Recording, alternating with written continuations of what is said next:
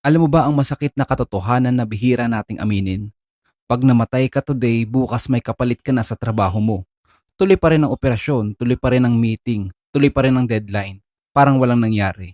Hindi titigil ang kumpanya para sa'yo. Kasi sa sistema, isa ka lang sa pwedeng palitan. Real talk lang to, hindi para manakit, kundi para magising tayo. Pero alam mo kung sino ang talagang mawawalan?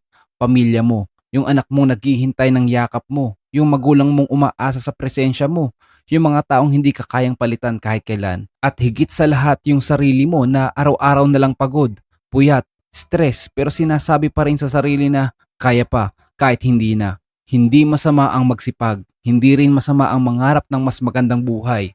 Pero delikado kapag binibigay mo na ang buong pagkatao mo sa trabahong anytime kayang mag-move on without you.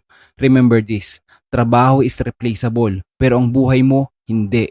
So kung pagod ka na ngayon, huminto ka muna. Kung pakiramdam mo nahuhuli ka na, okay lang yan. Life is not a race. Piliin mo rin ang pahinga. Piliin mo rin ang sarili mo. Kasi sa dulo ng lahat, mas mahalaga pa rin ang buhay na may saysay kaysa sa trabahong may kapalit ka kinabukasan. Kung tumama to sa'yo, i-share mo. Baka ito na ang reminder na kailangan ng iba ngayon.